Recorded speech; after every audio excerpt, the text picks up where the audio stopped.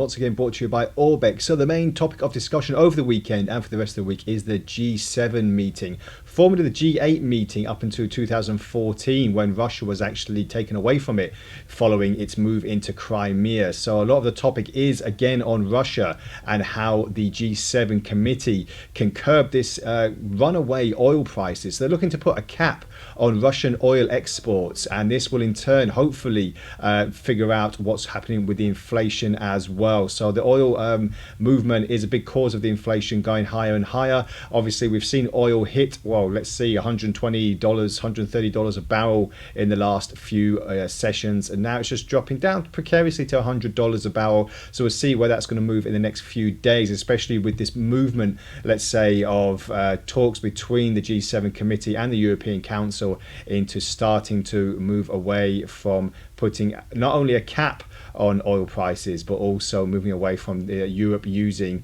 this Russian oil that's been an influx into Europe for as long as I can remember. So we'll see if that's got any movement and any consequences for the movement of oil at the moment. So looking on the charts, last week when we looked at oil, we were looking precariously at the $100 a barrel mark. And most significantly now, if we just move in a little bit closer to see what the opportunities are on the daily chart, at least we're looking now, since it's dropped out of this ascending diagonal which is finished, we've seen moves to the downside quite aggressively, and this is only in the course of a week or so, 10 days roughly, that it's dropped from roughly $122 down to $102. So a $20 move in just a few sessions is quite dramatic. So now we're waiting to see if there will be some kind of movement back to the upside, some kind of recovery, or are we going to see another move lower? Well, the early indications from last week and the opening is that we are seeing these green candles on the daily charts. This could be a good sign that we are looking at this V-shaped recovery back to the upside,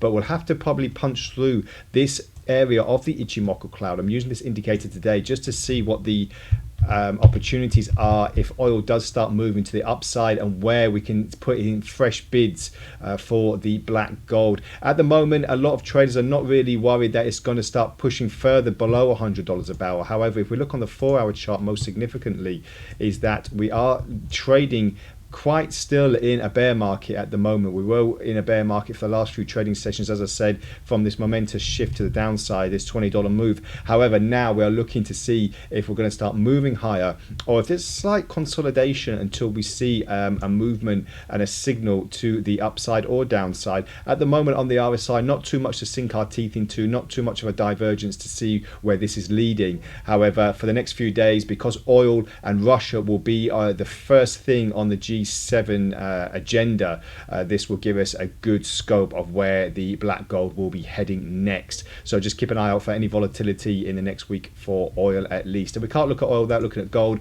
Always put the two together. Just bring it on the daily chart first of all. So gold at the moment, again, very, very consolidated. We're just looking at this 1800 handle to see if it's going to have any direction whatsoever. On the RSI, again, very consolidated, very moving with the market at the moment, like we are seeing with oil. And we're just waiting to see what the next movement will be. I've been tracking in the last few trading sessions this kind of like triangle pattern, and now we're just coming to the end of this conclusion, which could mean we might see another move to the upside or downside depending on where we see this break here. But we are actually trading in roughly at the 1840 handles. This could signify another test at 1850, a good psychological zone, or we could shoot back down to roughly the 1800 handle, which wasn't so long ago in that respect. So gold has been really moving in tandem with a lot of the news that were coming out of America, especially. Just remove these drawings, it's a little bit easy to see. So on the 4-hour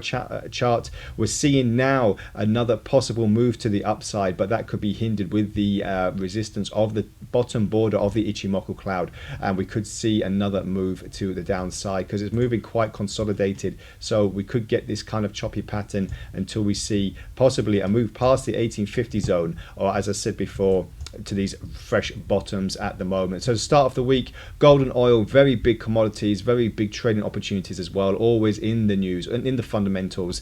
We can bounce off the technicals with that as well. So just keep an eye on any news coming out of the G7 summit This is expected to last a few more days, and we'll see what the opportunities are. So until then, we'll at the next video have a good trading session, and we'll speak again tomorrow. Bye for now.